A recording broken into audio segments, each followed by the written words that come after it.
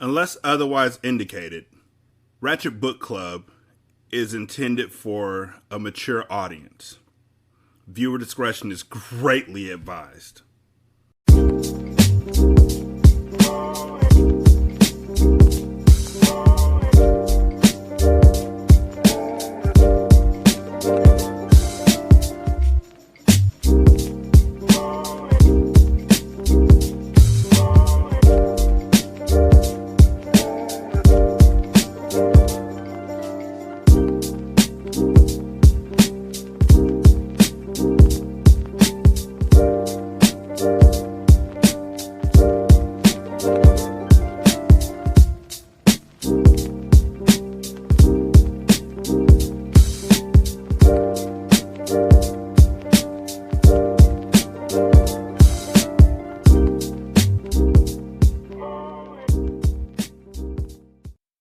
Welcome to Ratchet Book Club, where we read hood classics and good classics. I'm Derek. I don't mean to sound like that. This book is a lot. We are currently reading The Coldest Winter Ever. If you're rocking with us, if you're here, you've obviously listened to the other chapters. If you haven't, then you should probably go back to Season 2 or Series 2, Part 1, which is where we start this book. Is it bad to call a kid a piece of shit? I'm just asking because Sister Soldier's done such a great job of portraying Winter as an absolute selfish, narcissistic, horrible person. And so, I just wanted to know if it was okay if you just, kind of decide that a kid is a piece of shit. I've never been able to call a kid a piece of shit because my wife won't allow it. But I think that with Winter, and it's not just Winter because even with her siblings, her little sister Portia was right on the same path. Like, I don't know how you can write a kid to be an absolute brat like that. Like just selfish and money hungry and cussing at the age of like 8 years old and cussing, like not even stumbling over words. Like when I was 8, I wasn't cussing. I don't think. I'm pretty certain my mom would have threw me through a television set. Um, but when I was 15, I think I cussed for the very first time that they know of, and it was because I was trying to impress a girl, and I was putting together combinations that didn't fucking work, like fuck ass and shit bitch and just it was bad. I was sheltered. It was a thing. She did it perfectly. Like her proficiency was like Duolingo would have been like, why the fuck do you need us? Like you speak cussing wonderfully. You should teach this. Sister Soldier wrote that. Sister Soldier's the one who made her mom like a completely vapid, empty character who became a completely vapid, empty crackhead. Sister Soldier did that. Sister Soldier's the one who made uh, Ricky Santiago into like this horrible predator of a person. Like she wrote that, and I really want to get an opportunity to talk with her and just see where her mind was with this. And I have people who are listening to the show. Um, the day it comes out, they're listening to it, and I love it. I have other people who are listening to it maybe years later, and I love it. And I have people who are listening to it and weeks later, and they're sending me voicemails and emails and text messages about what they're going through. And so we're going to listen to a couple of those. Like we have a voicemail, and then we have a message that was sent through Twitter. Because if you want to reach us, this isn't a one-way street, y'all. If y'all want to tell me what you're thinking about this book. I don't even mean to say it like that. I don't mean to sound bad about this. Like, I really did love this book when I was a kid. And as an adult, I just don't know what the fuck I was thinking. But, if you want to get your thoughts in, the telephone number is 916-633-1537. You can email us at wretchedandratchet@gmail.com. And you can also go to the Twitter page, which is Ratchet Book Club, and just leave a message there or in the DMs. I have one listener who we talk damn near every day about what she's experiencing with this book. It's a new book for her. Um, so, yeah, with no further ado, let's go ahead and check out the voicemail that we received this week regarding the coldest winter ever. Hello. I am listening to you read The Coldest Winter Ever. I just finished chapter 3, episode 2. And, oh my god, this book came out when I was 10 years old, and I've never read it. And I've heard raving reviews about it. Everyone has said, like, oh my god, it's such a great book. And once I was in junior high, I got really into reading erotica. Like, I read, like, Addicted when I was, like, 13.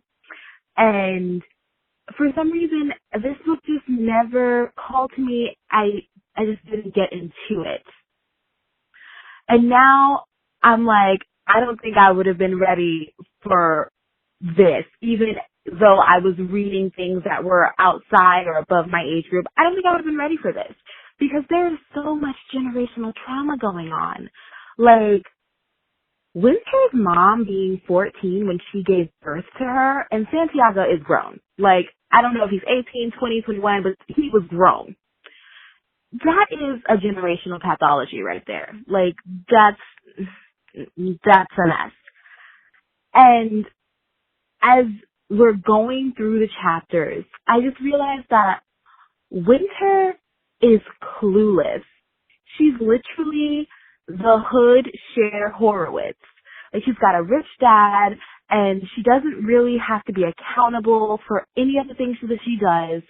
And, you know, Midnight is definitely Josh. Like, he just looks at her like a little twit who needs to grow up. And all I can think is that Santiago is obviously going to be murdered. Like, somebody has to kill the king. That's how you become the new king. And that is going to shatter her world because he is all they really have. And I feel like even though the like blatant, over materialistic views of her mom make it seem like their life is so great, in reality, what's happening is that, like, they're kind of being held hostage. Like, the mother is financially beholden to Santiago. She doesn't have anything of her own.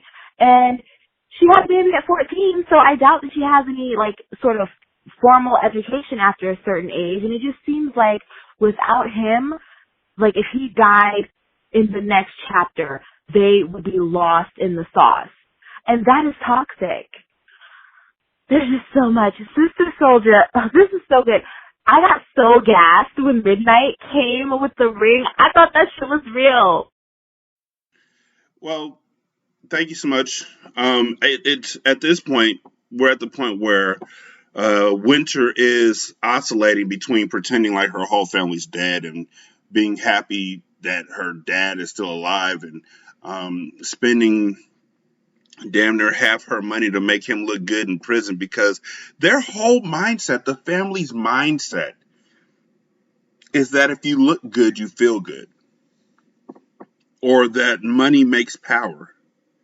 You know, it's not knowledge is power in this book. I don't think that there's any one person in this book who truly believes knowledge is power, except maybe Rashida and Midnight. Um, but yeah, no, knowledge is not currency in this book. Knowledge is the weakness in this book. Um, and the fact that at this point in time, Santiago has killed two people in prison in the last chapter. That's where we were. The CO who was hitting on a 17-year-old girl in the prison because for some reason, you know, I know, niggas is gross. And Sister Soldier has no problem pointing out when niggas is gross. But Winter gets preyed upon by literally every man that she sees, except for the one that she wants, who won't prey upon her because he has a respect for her father. And it's almost like she said, it's almost like Josh. Um, But every other man in this book has preyed on winter or attempted to prey on winter. Um, and winter, at the same time, is looking at people who don't get preyed upon like they're weak. Like, why aren't you using your body as a weapon? We have a DM, a Twitter message about the book, and it is from um, it's from Roy from the Let Me Tell You Something Bitch podcast. Let me rephrase that. The podcast is Let Me Tell You Something Bitch.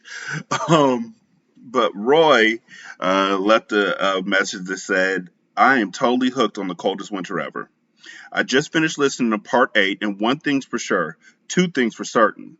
Santiago's a predator and a goon. For all we know, he could have deliberately not bought the Benz, knowing his wife would flip and demand to go with him. And he set her up to get shot on her birthday so he could start over again with his new young bitch, who was only a few years older than Winter. The only hiccup is that tough BK bred heifer survived. You know he's extra trifling because he never invested in his wife. She was still 14 years old after however many years with him. She had no skills and no education, and there was no legitimate business to fall back on. Nothing. Like he could have paid a legit business to front like she and her were employees for years for proof of income at an appropriate time, and they could have used the money he saved working to buy a legit business and grow the stuff from there. Real talk, he did nothing to uh, bring Winter's mom up. But at the same time, what Sister Soldier, I think, wants us to know about Winter's mom was that Winter's mom enjoyed being kept.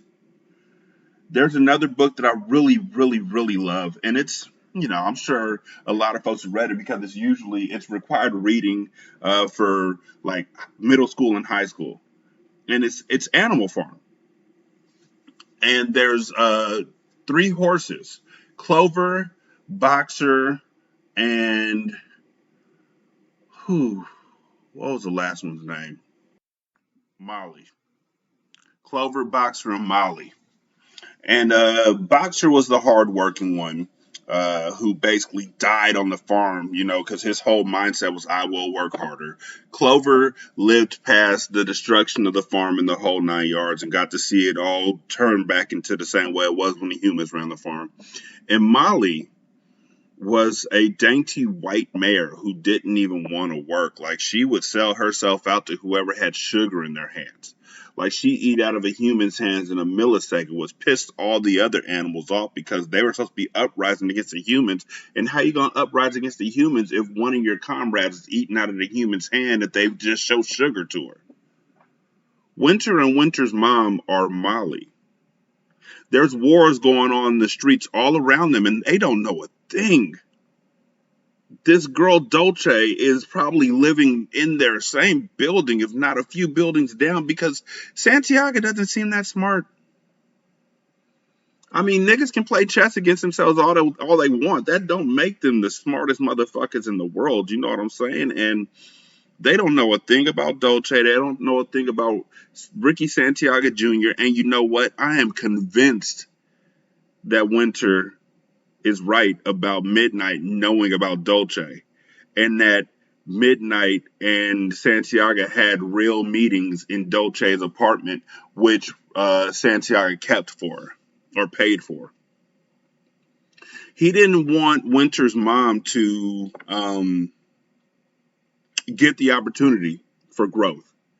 Because if you get the opportunity for growth, then you don't need the person who you're living with anymore. You're no longer dependent on them. You are independent. And if you're independent, they lose their power.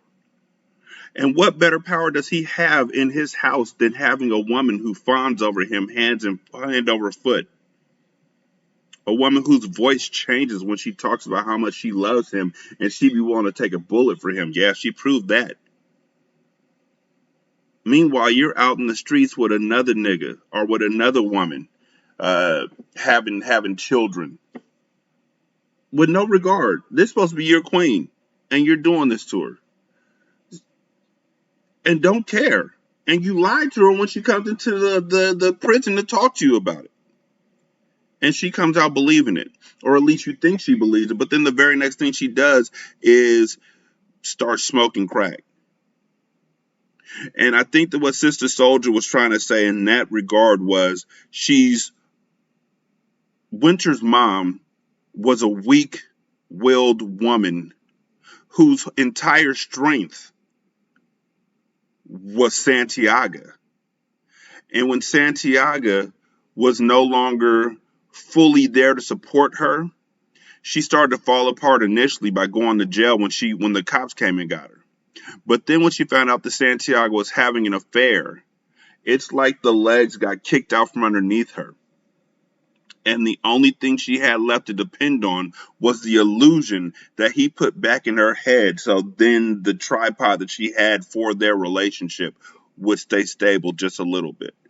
But it wasn't there long enough to hold her up, and she fell into drugs. Winter's seeing all of this.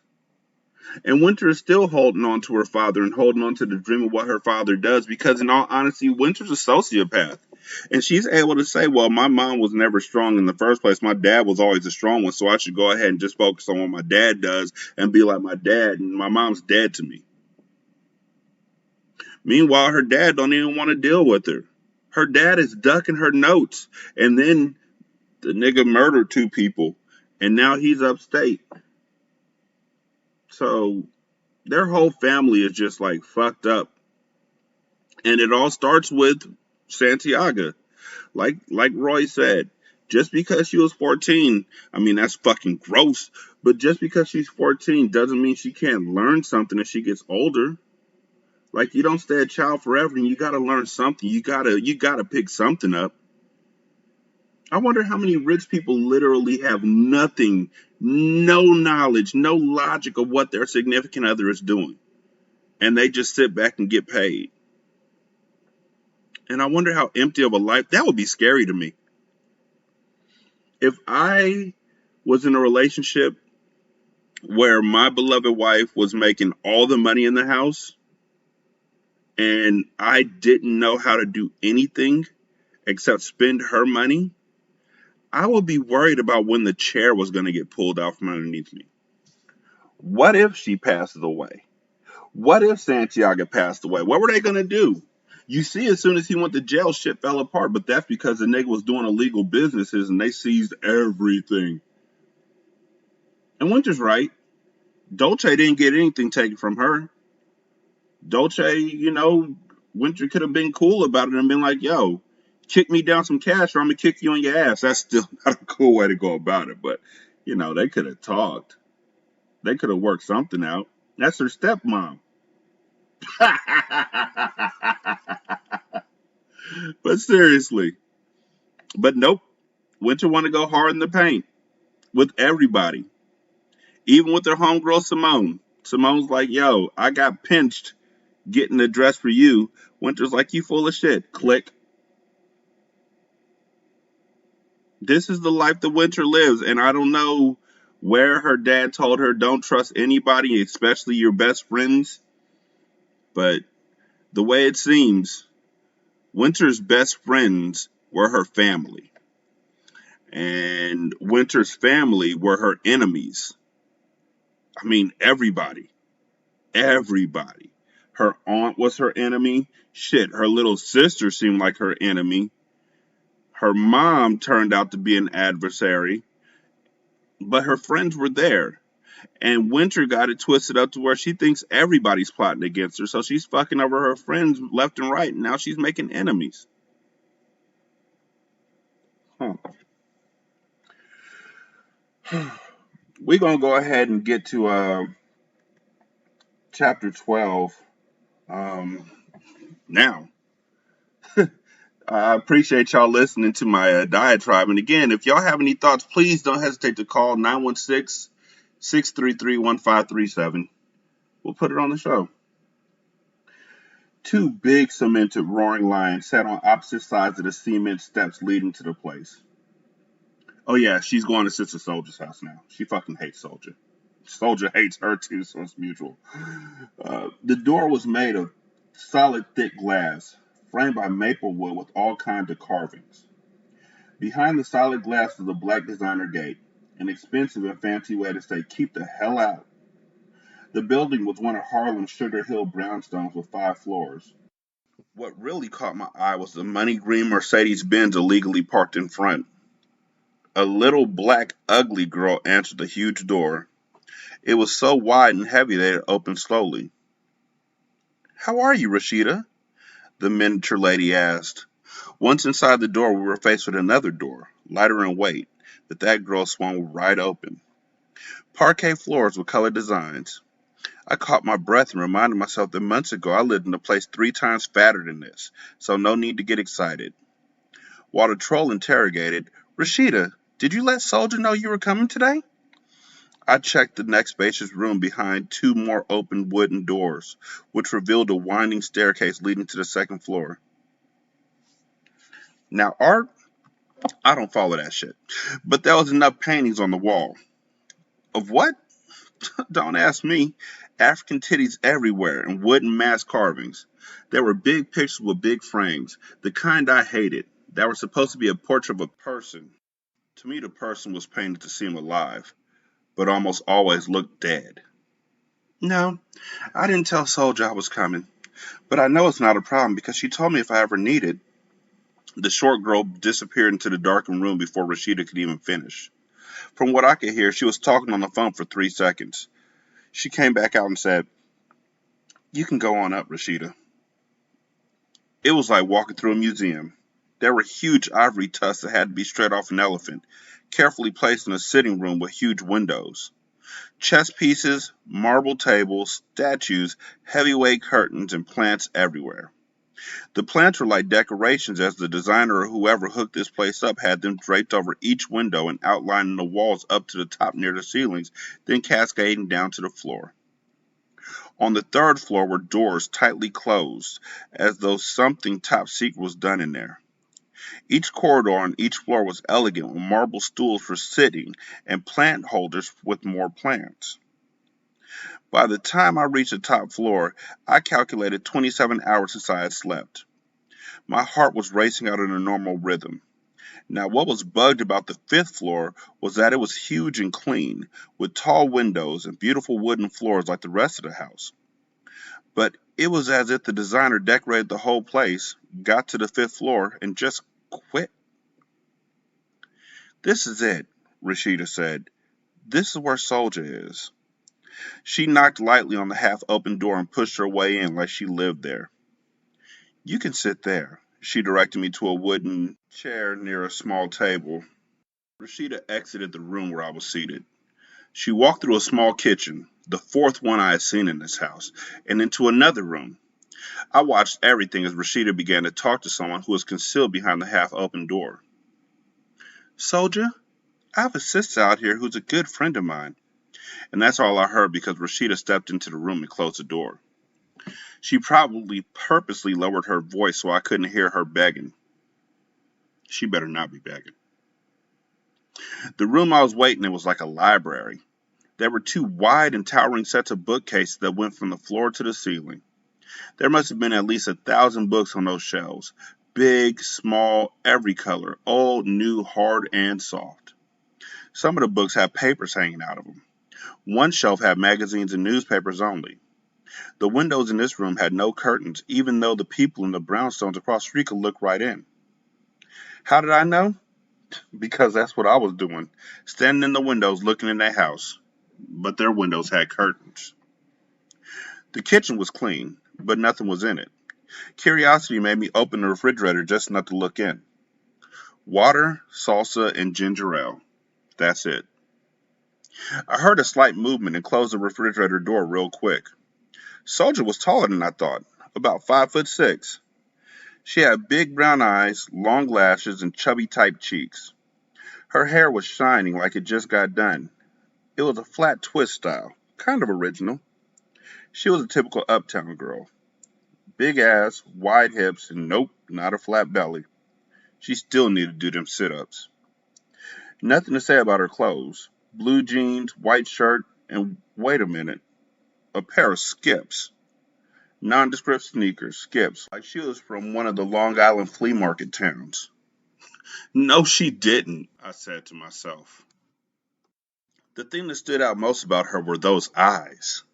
She was staring right into me. She didn't try to hide it or even look away when I looked at her. I wasn't going to stare back at her because what was all this about anyway? She walked over towards me. As far as I'm concerned, she was standing way too close to my face. You know people need personal space. You're not supposed to tell them that. They're just supposed to know. First thing she said after long, uncomfortable moments of saying nothing was, "You are so pretty." I turned my head to look behind me, but I knew she was talking to me. What was I supposed to say in response to that? "Where are you from?" she asked. "Long Island." It just dropped out of my mouth. Less is better. I wasn't going to tell her all my business. There was no telling what Rashida had already told her, but I would fix that. "No, I meant what country?" "What?" I said, thinking to myself, what in the hell is she talking about? We all come from right motherfucking here. "No, I was thinking maybe your family's from Panama or Trinidad, or one of the islands maybe?" I gave her a one-word response. "Nah." Then I continued to push for what I wanted. "Rashida said that you know my cousin, Midnight." "Yeah," she answered with one word. "Listen," I said, "I don't know what Rashida's told you. She doesn't know me very well." Rashida rolled, then cut her eyes at me. "Anyway, you know how family moves around a lot. I grew up with Midnight. After he was about 16, we just lost track of one another. My mom doesn't have long to live. I'd like Midnight to see her before she dies. He would hate himself if she died without him being able to say a few words. We were close like that. Well, anyway, Rashida mentioned that you know my cousin. She said you'd probably be able to give me his phone number or address." "I'm sorry to hear about your mom's. Midnight calls me every now and then," she said casually. "Like maybe once a month. But I don't call him or have his number." "How about an address?" I pushed. "No, not even that," she said, smiling politely. "Rashida said you need a place to stay?" she asked, still looking in my eyes. But my dad taught me how to have a poker face, so I put one on. "No, not really," I answered her. Rashida exhaled, threw her hand up and said, "Winter." "Winter," Soldier repeated. "That's a different kind of name." "See, that's what I was telling you. My friends call me Sasha, but Rashida wouldn't know that." "So, Sasha, you're not having any trouble like Rashida said?" Soldier asked, her eyes leaving my eyes and landing on my bedroom slippers. "It ain't nothing. Just some jealous girls at the place where I stay. They don't matter though, 'cause in 2 months I'll be 18, then I can get my own place."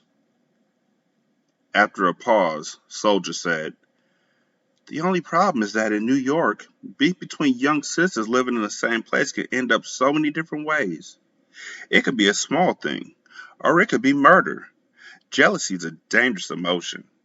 Jealous people usually are so intensely dissatisfied with themselves that they have a burning desire to destroy anyone who has something they want, but feel they can't have. You can stay here if you want. You don't look like the type to stay too long. But since you are family with Midnight, I don't mind letting you stay till he calls. Then you two can hook up and take it from there." I liked the way she put it, so I agreed to stay. Rashida just said things all wrong all the time. She acted like she had one of those red flashing ambulance lights over her head. She was always too eager. We went in the bedroom where I would stay. The place was real plain, but there was a big mirror and two comfortable looking beds. "My sister, Lauren, stays in that bed," Soldier said, pointing to the right side of the room. "Watch out for her. She's a trickster. She should be home now, but she's not. Whatever." Those were the last words I heard because I lay on the available bed in my clothes and 27 hours of sleeplessness kicked in. Around midnight, my eyes reopened. For 3 brief seconds, I tried to figure out where I was. It was the pink slippers on my feet that shook my memory into place. The quiet argument going on outside of my door got my blood going and I listened in. I thought I told you if you were going to go out and stay out overnight, you should call me. I didn't know I was going to stay out, the unfamiliar voice shot back. How does someone not know that they're going to stay out for 2 nights in a row? Now you explain that. I don't really want to explain nothing. I just want to get some sleep. What you need to do is have some respect. You're not my mother. You're my sister. It doesn't matter that I'm not your mother. I'm your sister. I'm the oldest and I take care of you. That's enough reason for you to give me your respect. Then she sucked her teeth. The door to the bedroom swung open. I jumped to sit up. She clicked the light on. I could tell she was surprised to have somebody in her room by the look on her face. She closed the door back immediately. Who's that in my room? Or should I even bother to ask? Her name is Sasha. She'll be staying for a while. Well, what's the deal? She asked. What deal? Soldier responded. The 411, I heard her sister say. Nothing. She's cool, I heard Soldier say. She's Midnight's cousin. Ooh, hoo, hoo, hoo, the sister said, while I sat there wondering what all that meant. Tall and slim, the sister was named Lauren, looked like a brown china doll. She was the model-looking type of girl. I couldn't call her a fashion model because she had no fashion. She had nice hair, but with too much gel in it. She had cheap shoes, which I figured runs in her family, knockoff earrings, and a little Joyce Leslie Sears learner type of outfit. I always said it don't mean shit if you don't know what to do with it. She came and introduced herself. Her eyes bounced around the room while she talked. I guess she was checking to see if I messed with any of her shit. So what you in for? Lauren asked. What? What's your problem? Everybody who stays a soldier got some kind of problem. That's the only kind of people she likes. Then what's your problem? I asked her. My problem is that I'm related. And of course, my problem is like everybody else's problem. Cash flow. I work for Soldier answering the phones when I'm here. A soft knock at the door and then a push. Sasha, Soldier said. My sister Lauren can tell you the house rules. She knows them, even though sometimes she doesn't follow them.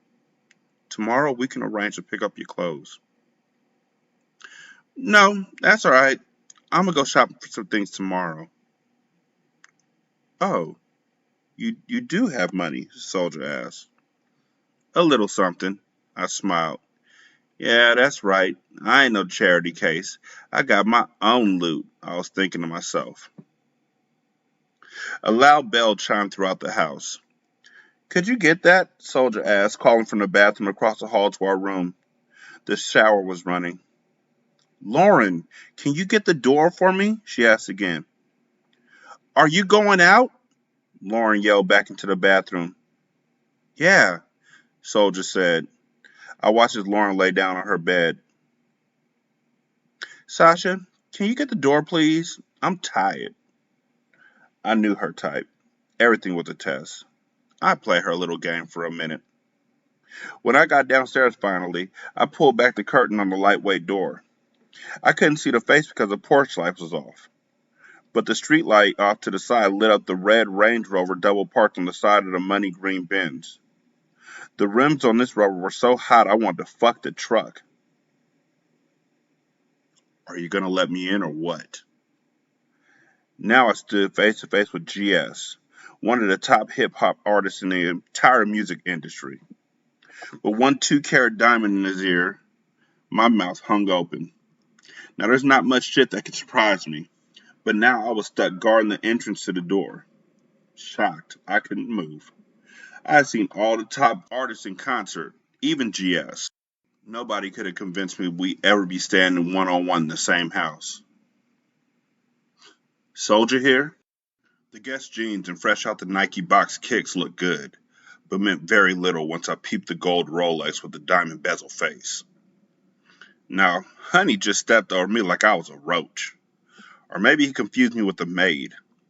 I watched his 6-foot frame as it disappeared up the stairs. With my mouth wide open and my hands on my waist, you might have seen steam coming out of my ears had you been there. I checked how I just got played out in an expensive but 2-day dirty outfit and slippers. They knew who was at that door and they didn't even warn me. Hell, everybody know how much first impressions mean. I didn't even take a minute to brush my hair. It was right then that I realized how vexed I was at the bitches in the house success of raiding my trunk. I was so happy that I had escaped with my loot and jewels that I wasn't focused on the clothes. But now I stood there calculating the cost. Leaning against the second door, I outlined the shopping I would have to do in my head. It was obvious that there's money in this house, I thought to myself. I wasn't sure how I'd get a piece of Soldier's hustle. I was sure that I would. I knew she had to be some kind of con artist. Where'd she get the money for this house, the bins and all that? Bigger question. Why would GS go out with somebody with her? A girl who rocked skips and just wasn't fly. The answer must be because he hadn't weighed his options.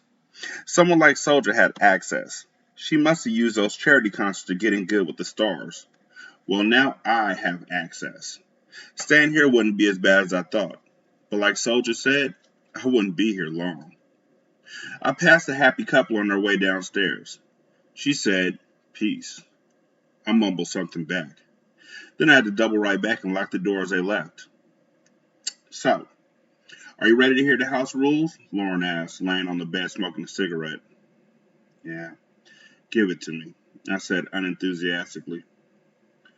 "First rule is no smoking." She started to laugh. Soldier's allergic to cigarettes. Plus, she hates them. So I do it when she leaves, with the window open as you can see. "She won't be back for a few hours. I'll spray this stuff," she said, squirting cherry aroma household spray. "Now when she gets back, she'll still ask me if I'll smoke a cigarette, even though our bedroom door is closed, the window's open, and I sprayed this shit. Second rule is you can never stay in this house when no one else is home.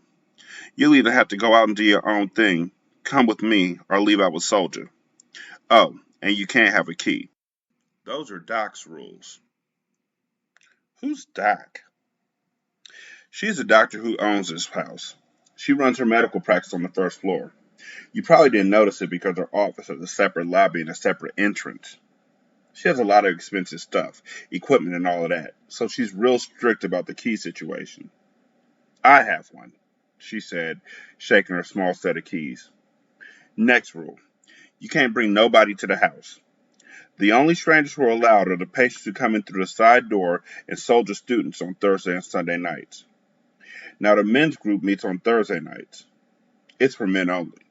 We can't even stay back here in our room." "What about Soldier? Where's she go?"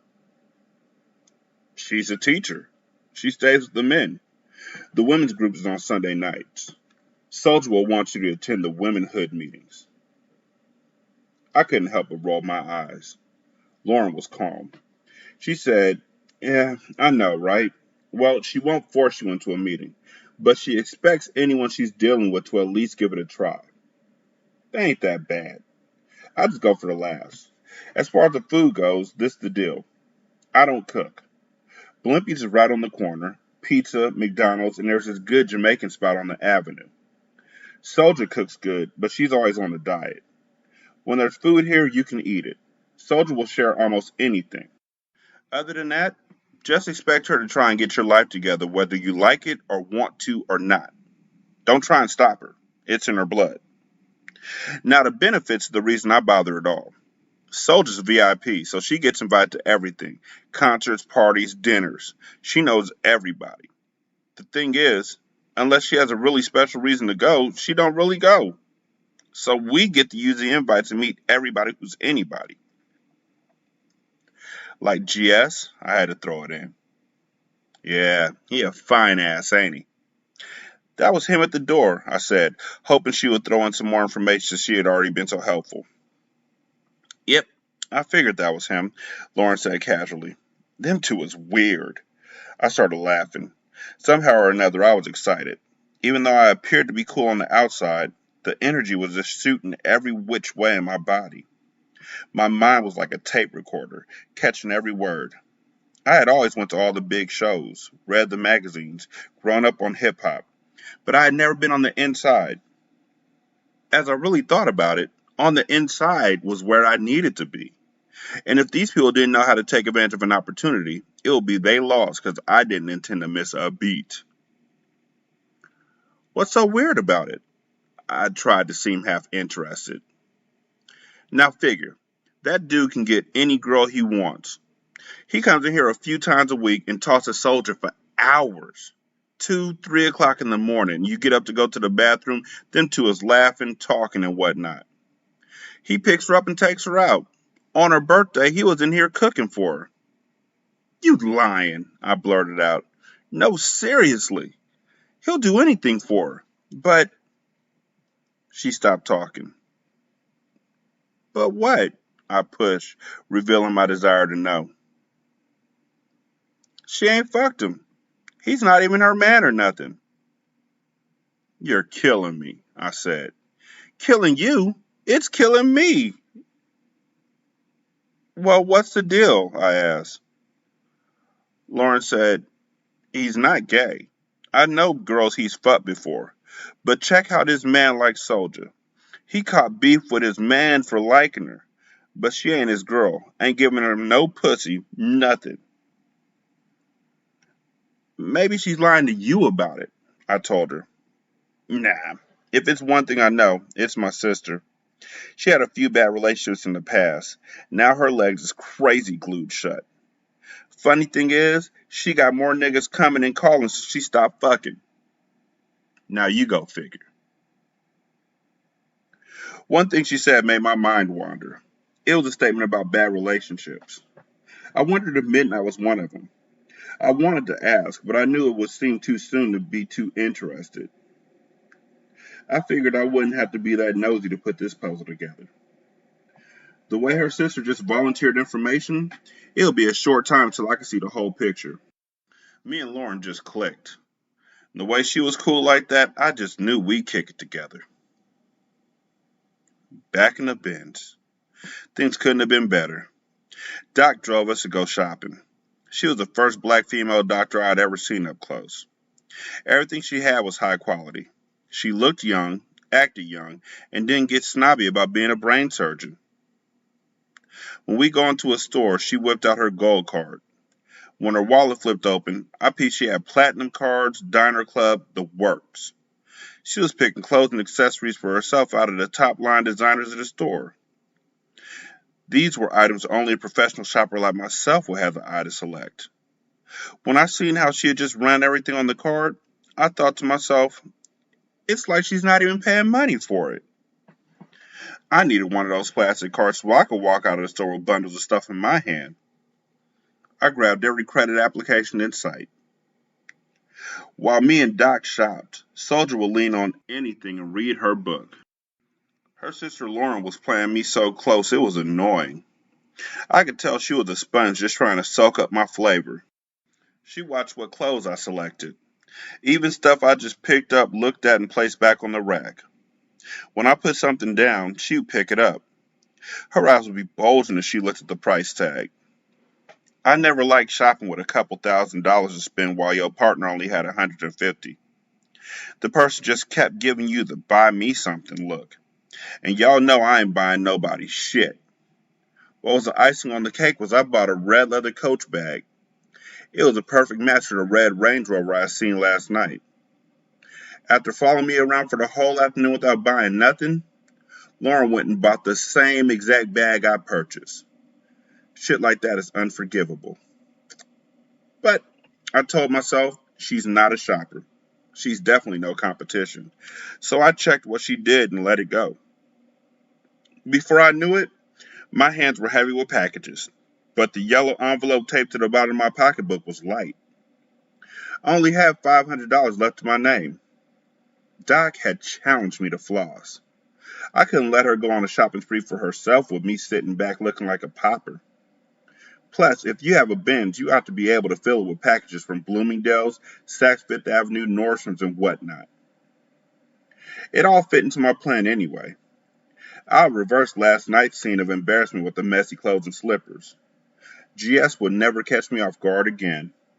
The next time he ran into me, he wouldn't even know it was the same girl who answered the door. Dinner was crazy. Picture us all seated around the large table at Doc's on the third floor. Boxes of Chinese food everywhere. Everyone's getting their grub on. Then the questions began. First it was Doc. So, Sasha, where are you from? Now, they might think I'm dumb, but I remember answering these same questions with Soldier yesterday, so I was prepared. I'm from the United States, I responded. They all laughed. No, Doc said, smiling. What city, borough, and state? Oh, I'm from Long Island. Whereabouts? Way out, almost to Hamptons. Oh, it's a nice area. I bought a house for my mother out there in Dix Hills. Soldier tells me your mom has cancer. I hope you don't mind me talking about it, she said, smiling innocently. Actually, I'd rather not talk about it. I was having a good day, and I just don't like thinking about it because it makes me sad. Then Soldier jumped in. Oh, no. It's just that Doc is excellent in medicine. There may be some way she can help. A lot of times when people are sick, they keep going to the same doctor, getting the same diagnosis and remedies. Sometimes a second opinion could help. I just nodded my head, not wanting to encourage them to keep asking questions. If it's the money you're worried about, Doc can't. Now Doc cut Soldier off. If she's from the Hamptons, I'm sure her family has a private physician in good care, she said. But Sasha's been living at the house of success where Rashida stays, so then I cut Soldier off. So I don't live in Long Island anymore because my mom's medical bills got so expensive, the family went through a lot of changes. And like I said, I don't really want to talk about it. You all don't have to worry about my mother. She has a doctor and a specialist. Me and Lauren decorated our room after dinner. She was inspired by the jokes I made about how plain and boring the room was compared to Doc's place. Now, I let her lead on the design since I wasn't planning to stay. What we ended up with was 3 walls plastered with LL Cool J posters, him in every kind of hat ever made. Lauren had some kind of thing for LL, to say the least. She talked about him like she knew him personally. She admitted that she'd never been introduced to him face to face, but was in the green room with him at one of her sister's concerts. Why didn't you go up to him? I asked. She said, Are you kidding me? I couldn't even move. I was in a state of shock.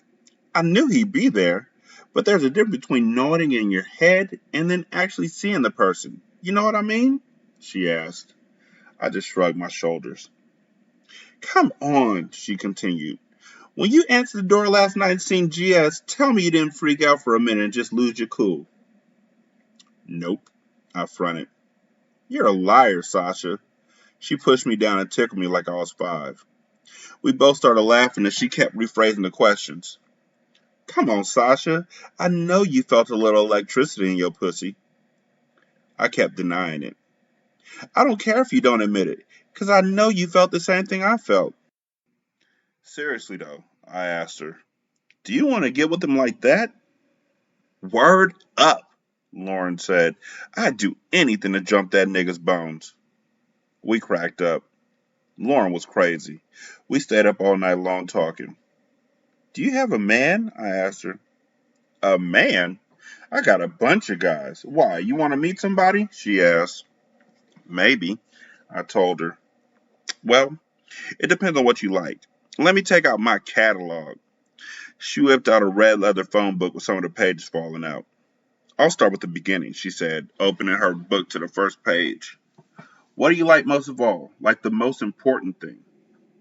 Money, I answered quickly. We laughed again. Lauren wrapped a towel around her head like she was a swami or gypsy or something. She turned the glass upside down like it was her crystal ball. I hollered, "You're nuts! You're nuts!" She pushed a sheet of paper towards me. "Write down what you want in a man in the order of importance." So I did.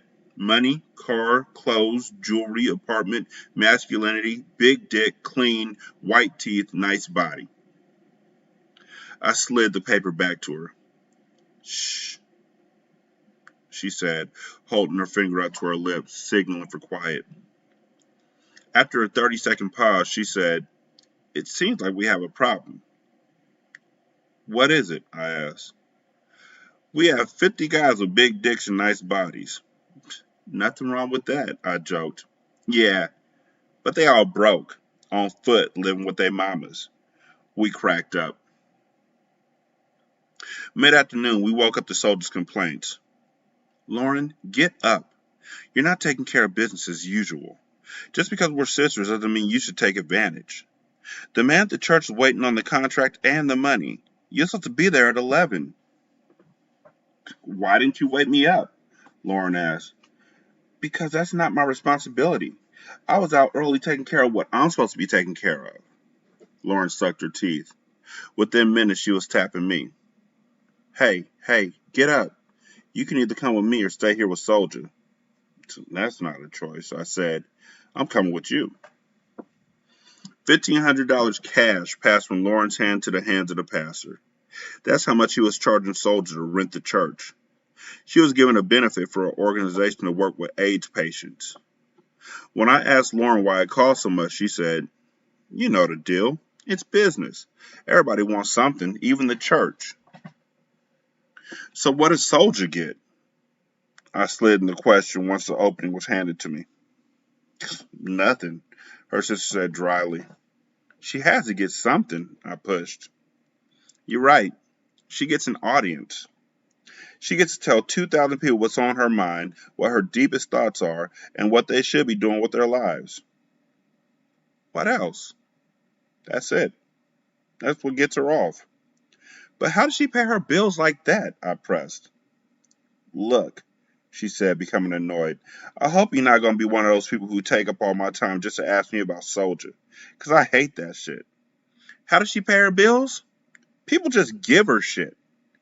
She's supposed to pay Doc rent. She doesn't. She's just different. Don't try and figure it out. You'll only give yourself a headache." Within seconds, Lauren was back to her joking self again. Different had to be the word for it. Thursday night, about 30-something guys crammed into the large front of the apartment. There were some who looked as young as 16. Some seemed as old as 30. As promised, Lauren and I bounced as the last few filed through the door. "Did you see that?" I asked Lauren. "Wall-to-wall niggas. It was like an ice cream store up there. Mad, crazy, all the flavors. Big, small, tall, short, bodies galore." I was bugging at the shock of it all. Lauren was blasé. "Wait a minute," I asked her. "Are any of them in your red book?" She laughed. "Nah. Soldier would kill me if I messed with her clients." "Nope. Her thing and my thing are separate." I wanted to know what Soldier was doing up there in the apartment with all those men. I wanted to understand it. I wanted to hear what she was saying. What was making them listen to her? Did she tell Midnight the same thing she was telling them? What was the hustle, the technique? What could she tell a man as fine as Midnight that would keep him under her spell? Did she meet him in one of these meetings? I wanted to ask Lauren, but she had warned me already. I didn't want to set her off. That might stop the flow of information completely. I'd wait a while and figure out how to get at it another way. The men's meeting ended at around 10. We were back in the house an hour later. I had a feeling GS was coming, so I got ready. First, I showered.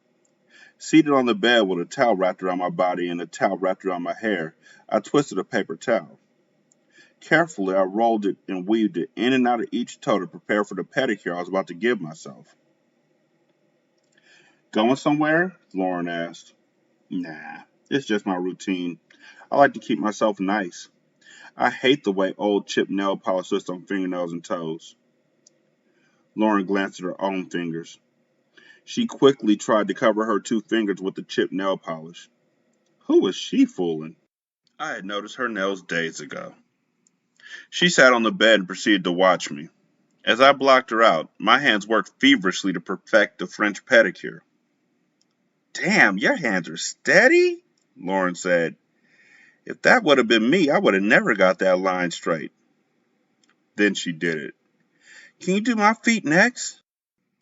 Now, the long pause between her question and my response should have been enough of an answer. But this chick seriously expected me to touch, clean, and design her crusty toenails. Funny thing is, I can do my own, but I can't seem to do anybody else's, I told her. Well, then do my hands. I'm sure you can figure out how to do that, she said, being a little too pushy for my taste. So I did my toes, her hands, and my hair. I shaved my underarms, trimmed my pussy hair into a cute little design. Convincing Lauren that everything was regular, I tried on some of the outfits I purchased earlier this week. When all the stalling tactics were used up, I put on some short shorts and a baby tee with no bra. Flipping through Lauren's tape and CD collection, I picked out a mixtape. With each cut playing came a memory. Music just had that kind of power. I thought about all the fun my friends and I had in Brooklyn. I shivered just thinking about how all my friends had just turned on me, one by one. And when DJ S&S slowed the beat down, the slow jams put me in a state. I started thinking about various sexual positions and how they made my body feel. Then the pressure came between my legs. It's crazy, I thought, how getting my hustle on nearly wiped out my sex life. When Daddy was out, Daddy, everything was smooth and safe. He took care of everything. All my energy could just go to fun stuff. Now I was uptight, backed up, and definitely gonna get fucked, sucked, and licked real soon. Lauren turned the music down. Sasha, can you get the door? I rolled my eyes like it was a problem. I didn't bother to turn the light switch for the staircase on. In the dark, I stepped swiftly and softly down the 5 flights of stairs. Loosening my top button on my Daisy Dukes, I let the zipper come down. The light wind that rushed through the door when I opened it made my nipples hard. They stuck out through my baby tee. My nipples might as well have been eyes because when that door opened, that's what GS looked at first. Yeah, soldier here? Do you see me standing here? I asked him in a pushy but sexy way. Oh, damn. How could I say no to that question? He asked with a sexy smile and white teeth. Well, why don't you ask me my name? He stood there, his eyes falling down to my Ralph Lauren panties, which were discreetly exposed under my shorts. Why don't you just tell me? He said, with that masculine force that gets me hot every time. It's Sasha. When you come up here next time, if there's a next time, you say what's up to Sasha. Then you can handle the rest of your business. Is that right? He said, looking like he didn't mind joking around at all. As he stepped through the door, he asked, What's up with the lights? I'll show you up, I said, gently taking his hand, using one finger to run it across the inside of his palm so that I knew that would get him going. I walked in front of him, leading the way as if it was his first time in the house. When we got to the 3rd floor, I pulled his hand and placed it on my waist. His fingers gripped the naked skin in between the top of my shorts and the bottom of my baby t-shirt. On the last step, I dropped him like a hot potato, turned around and said flatly, I'll get Soldier for you. Wait right here. She came out with a big smile on her face. Happy to see him, I guess. She noticed nothing. I went right into my room, shut the door, and sat down. Lauren looked at my titties, and in half of 1 second she said, Yeah, I don't even have to ask who was at the door. We were awakened early the next morning. As Soldier stood in between me and Lauren's beds, I thought to myself, Damn, is this bitch a crackhead vampire? She stayed up all night. In the morning, you looking at her like, did you ever go to sleep? I want you to come with me. Get dressed. On the train, the destination was revealed. We're on our way to Rikers Island Women's Prison. What for? I asked. I have to speak to some young sisters behind bars. What are you going to tell him? I asked, really wanting to know. I don't know, she said. I move on a vibe. Whatever I feel when I see what I see is what I'll say. Just like that? I asked. She nodded yes. In what was probably a bold move in their eyes, I asked, and how much does this speech pay? Somewhat surprised, she responded, nothing. When I speak of prisons, high schools, and community places, it don't cost nothing.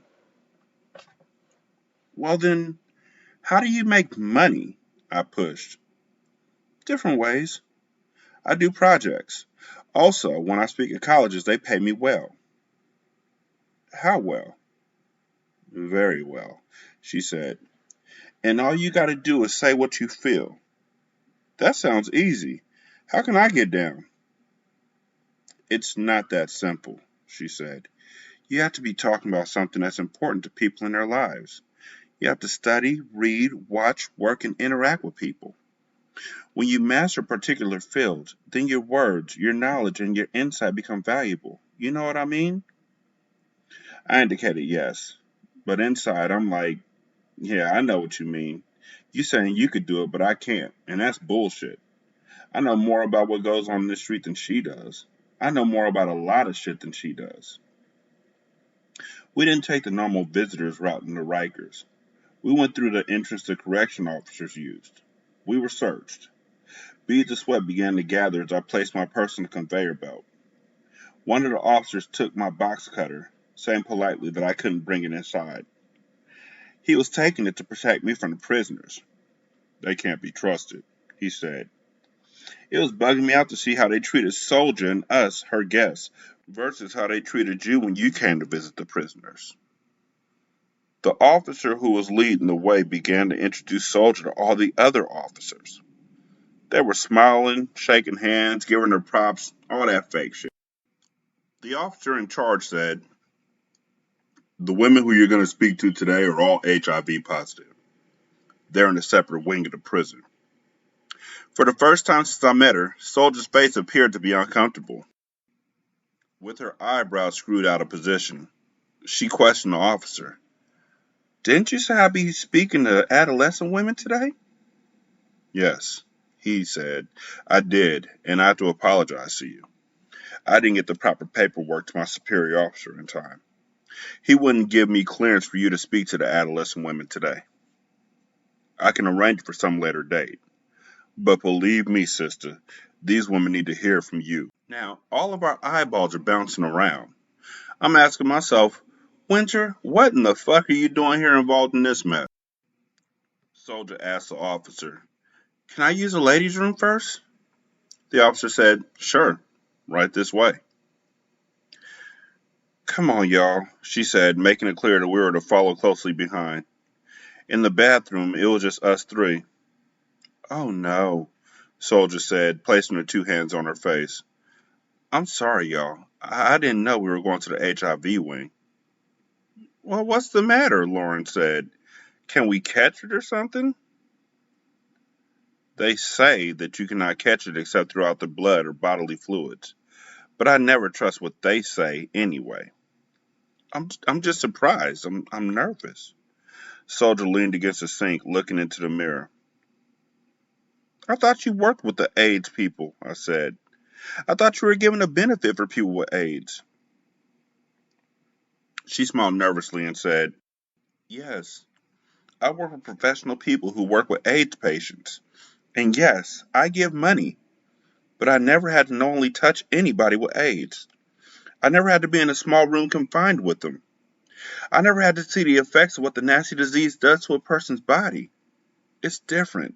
It's a different thing.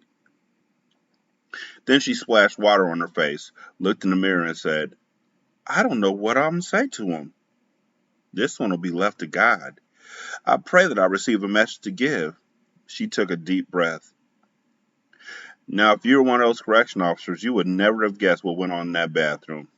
When we went back out into the hall, she stood confidently on her 2 feet as if she had never broken down the toilet. When we entered the doors to the wing, we were standing in the middle of a huge room. The beds were narrow, thin, and very close together. They had to be at least 100 beds.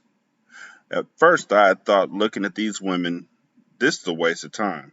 These chicks are finished. Most of them were lying down in their beds doing nothing. Their bodies were thin and withered. Their faces were sunken in like many crackheads I had seen in Brooklyn. Some of them had fresh bruises and stitches. Some of them had black eyes and blotches. Most of them had big, ugly braids like dykes. They were in bad need of hygiene and a fashion rescue mission. When they saw a soldier, most of them had no reaction at all. In fact, it was the military voice of that man-built female CO that got them dragging their half-eaten bodies out of bed and into the room. Soldier stood, wringing her hands nervously and looking bewildered. I chuckled to myself. Go ahead, smarty pants. Get yourself out of this one. Now you're on the front line. The women were quiet. Many of them looked disinterested. After all, they had no choice but to be there. They really were a captive audience. When Soldier didn't say anything, the CO in front of the room cleared her throat loudly and said, Go ahead, they're all yours. Good luck. Soldier looked over at their faces. For 2 whole minutes she said nothing. Then it came out. I can tell that you all used to be very pretty women. I can look at your face and see that you were once somebody's sweetheart, somebody's love, somebody's life. And I know when you were younger, you thought being beautiful was the best thing in the world. But really, we women don't have to do anything to be beautiful. It's a gift from God. The woman is. Somewhere along the line, many of us as women are led to believe that being pretty is enough. And while we rely on that, we forget to strengthen our minds so that we can learn how to think, how to build, how to survive. We forget how to live our lives to protect our spirit, to be clean and decent. We forget that everything we do matters so much. Every right decision brings us blessings. Every wrong decision brings us pain. And then, when times get hard, our struggles and our pain shows on our face and our bodies.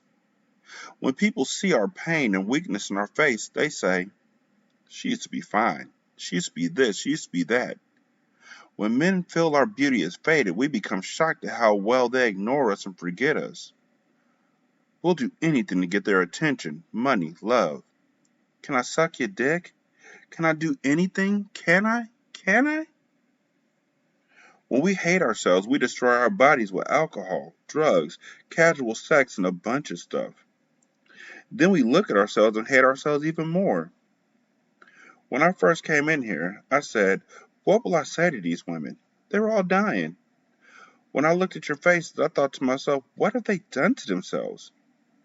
But in spite of everything, your children love you. Your daughters need you. Your sons miss you. We need you to live. We need you to want to live. What's a community without you, the mothers? What will a community of motherless children be like? Killers, haters, evil, negative, mad at the world, unable to love, hug, and live because they hate themselves. Because they needed you to teach them how to feel, how to love, how to just be. So when you look in the mirror, don't see death, see life. Don't see ugly, see beauty. It may not seem like it, but you are powerful. A change of mind, a change of spirit, and a change of actions can create a new you. You are needed. We need you to make the rest of your life mean something special. We need you to take good care of yourselves and each other so that those of us who love and need you can still have you back in our homes and our communities. Yeah, there's much to live for. And when I looked up, everyone's eyes were filled with tears. Not mine. I hated her for making me think about my mother. I hated the way she thought she could get in everybody's personal business. I hated whatever it was in her that gave her the nerve to say out loud what everyone else thought, but had sense not to mention. She hugged those women, and when she forgot to hug one, they would ask for a hug. She gave it to them. She shook their sweaty hands and stood still while the ones with many missing teeth accidentally spit in her face while attempting to express themselves. She gave out pamphlets, book lists, advice, and too many autographs. And after what was way too long of a wait, we went straight home. And one by one, we took long hot showers right away. So in pediatric offices, there's this magazine. I'm sure most of us have seen it at this point, called Highlights for Children. And one of the things in Highlights for Children they have is this segment. I don't know if they have it in every issue, but the ones I saw, they always had it, called Goofus and Gallant. And Goofus and Gallant were the comparison of two boys side by side. Goofus was a idiot, and Gallant was a brilliant, caring, empathetic kid. The first 11 chapters of this book have been about Goofus. And now Gallant gets to have the 12th chapter. In the 12th chapter, we learn about Sister Soldier and who she is. And lo and behold, Sister Soldier is just like sainthood. Sister Soldier is the type of person who um, is plain and doesn't wear fancy shoes. She wears skips and blue jeans and uh, isn't fit and, looks like, you're around the way girl. Sister Soldier is the one who doesn't have sex and doesn't use her body or anything like that. And yet, Sister Soldier is the one who has all the success. Sister Soldier is the one who, even though she doesn't have sex with people, she has um, some of the biggest rap stars in the game, GS, making her breakfast and cooking her dinner on her birthday. Sister Soldier is the one who has men flocking to come and hear what she has to say at these meetings, and women coming to hear what she has to say at these meetings. Sister Soldier is the one who doesn't have to pay a dime to live in a huge brownstone that's owned by a doctor, a brain surgeon, whose name is only Doc. Because why not? The problem with Sister Soldier in this book is this. Sister Soldier is being written by Sister Soldier. And so what I feel strongly is that a lot of Sister Soldier's ills are being hidden, or even worse, Sister Soldier's ills are being placed in Winter's mouth. Sister Soldier's still homophobic. She wrote that about Will and Winter a few chapters back. Sister Soldier still has an issue with the women of the neighborhood, black women in particular. Sister Soldier has an issue with a lot of things, but she's not Winter. And this is her book. So she doesn't have to write it like she has a problem with a lot of things. The only concession she made was her problem with people with AIDS in this chapter. And even then, she fought through it and got over it, which is a direct opposition to Winter, who sees a very small thing and just never gets over it.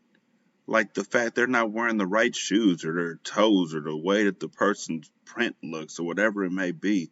And Winter is still just obsessed with cards and money.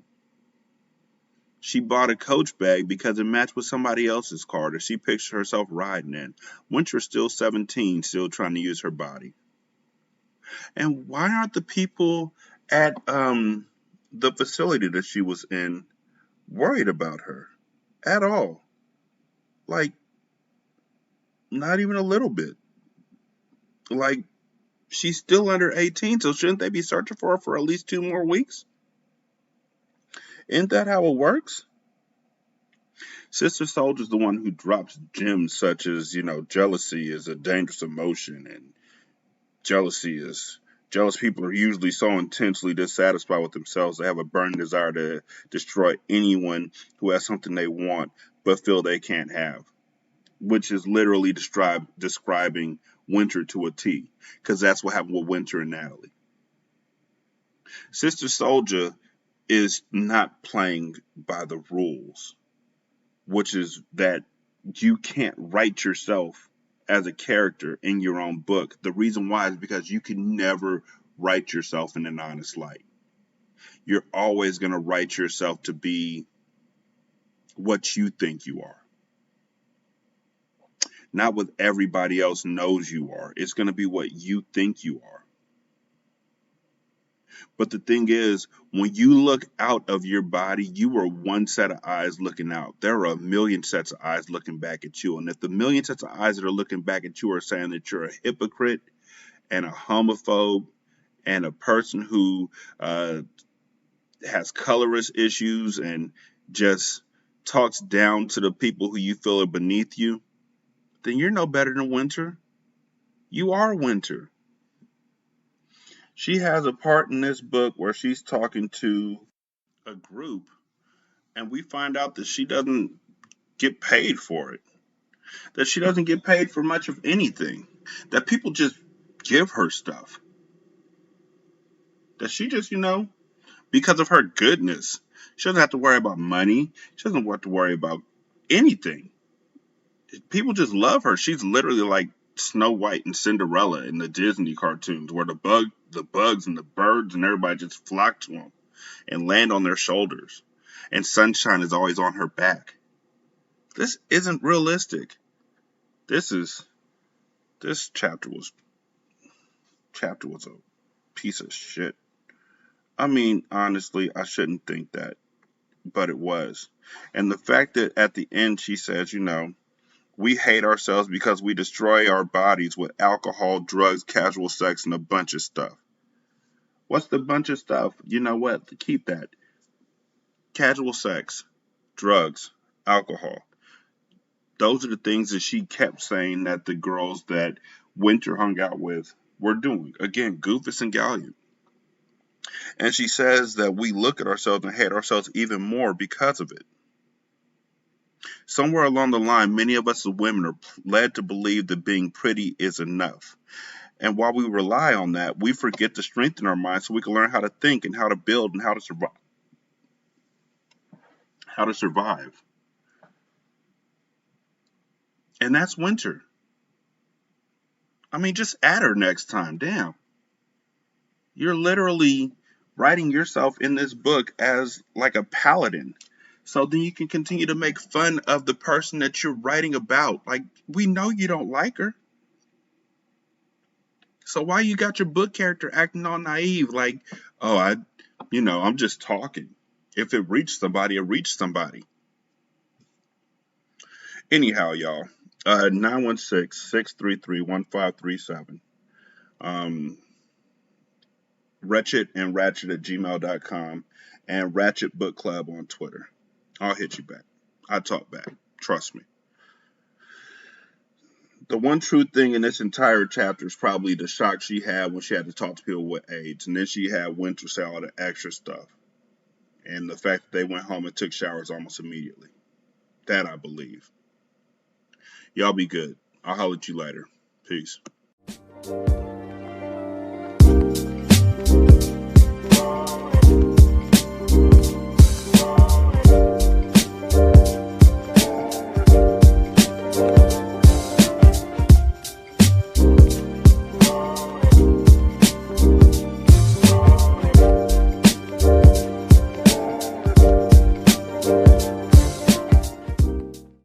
The intro and outro to Ratchet Book Club is by That Kid Garan, and it's called Goodbyes. You can email him at tkgbeats94@gmail.com for more information on how to lease this beat. This is Single Simulcast.